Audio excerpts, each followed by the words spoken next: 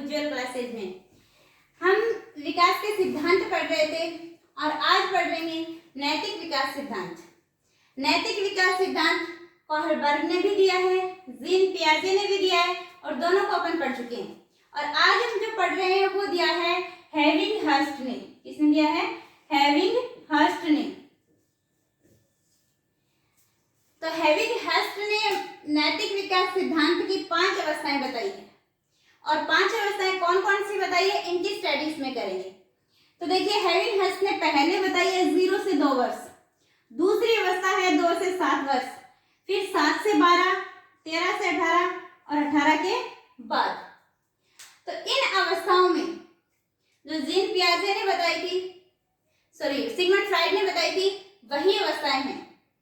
मनोलैंगिक विकास सिद्धांत की अवस्थाएं वही अवस्थाएं हैं। इसको 2 से 4 और 4 से 7 में डिवाइड करके भी उसने बताया था। तो पहली अवस्था है 0 से 2 वर्ष और इस अवस्था का नाम है पूर्व नैतिक अवस्था, यानी नैतिक विकास होने से पूर्व की अवस्था। इस अवस्था में बच्चे का नैतिक विकास शुरू नहीं होता। इस अवस्था में नैतिक विकास होता क्या है? अच्छे बुरे में, सही गलत में, उचित अनुचित में अंतर करना, वही क्या है? नैतिक विकास है। लेकिन इस अवस्था में बच्चे का नैतिक विकास शुरू नहीं होता, इसलिए इस अवस्था में बच्चा जो है वो अच्छे बुरे उचित अनुचित में अंतर नहीं कर सकता, इस चीज का ज्ञान उसे नहीं होता। दूसरी अवस्था बताई है 2 से 7 वर्ष और इसका नाम है स्व केंद्रित अवस्था, यानी बच्चा क्या करता है इस अवस्था में?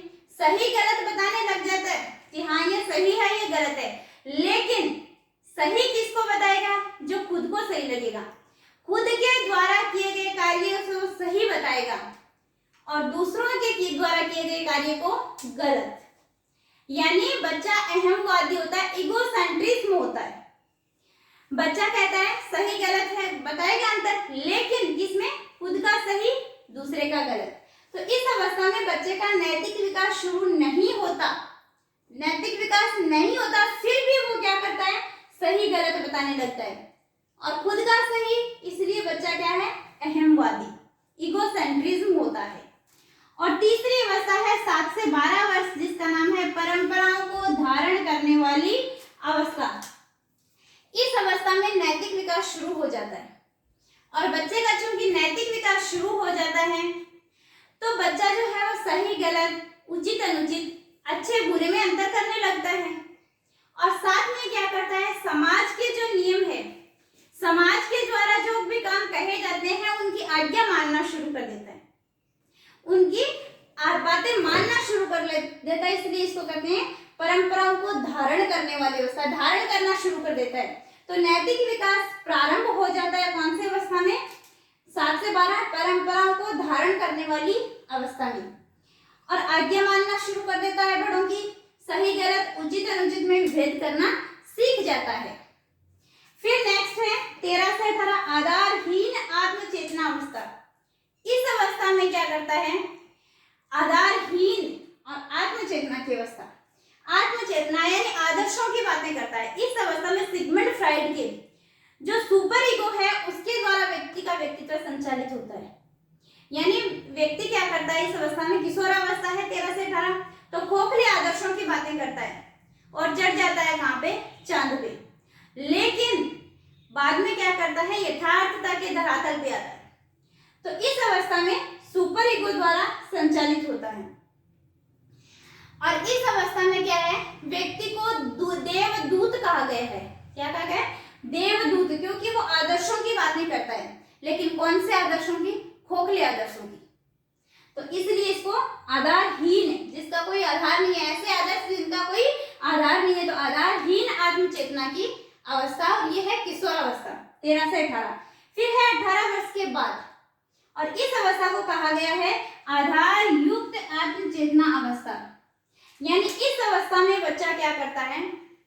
आदर्शों की बातें करता है, लेकिन उसका कोई आधार होता है। यानी इस अवस्था में क्या किया था? वो चांद पे चला गया था, खोखले आदर्शों की बातें कर रहा था, ख्वाबों की शेयर कर रहा था, लेकिन इस अवस्था में वापस धड़ाम कहां पे आके गिर गया? धरातल पे।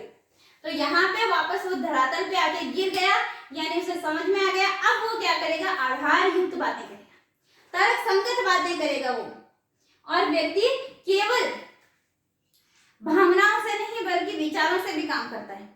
दिल से नहीं दिमाग से भी सोचेगा।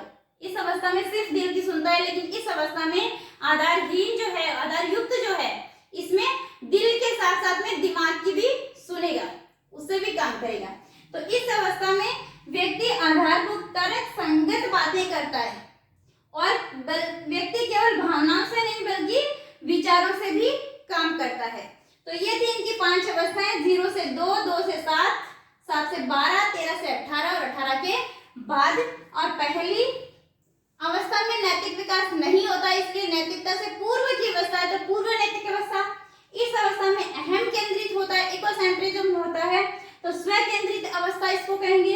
इस अवस्था में परंपराओं को धारण करने लगता है, अपनाने लगता है, बातें मानता है, इसलिए परंपराओं को धारण करने वाली अवस्था। इस अवस्था में आधारहीन बातें करता है, खोखले आदर्शों की बातें करता है, तो आधारहीन आत्मचेतना की अवस्था।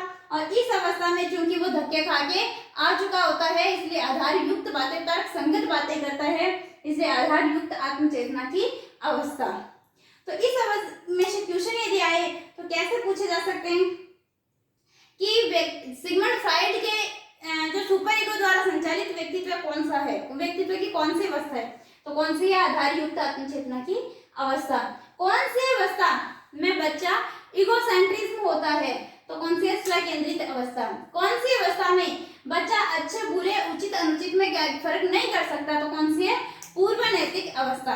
कौन सी अवस्था में बच्चा जो है उसका नैतिक विकास शुरू हो जाता है, तो कौन सी धारण करने। कौन सी अवस्था में बच्चा समाज की बातें मानता है, तो परंपराओं को धारण करने वाली अवस्था। इस प्रकार से इसमें से क्वेश्चन पूछे जा सकते हैं। तो ये थी आपका हैविंग हैज का नैतिक विकास सिद्धांत, और आज अपना तीनों का अपन नैतिक विकास सिद्धांत पढ़ चुके हैं। तो यहाँ पे नैतिक विकास सिद्धांत कंप्लीट हो गया है। अब यदि वीडियो अच्छा लगा है तो कमेंट जरूर करना, लाइक करना, शेयर करना, और चैनल पे नए हो तो सब्सक्राइब करना। थैंक यू फ्रेंड्स, मिलते हैं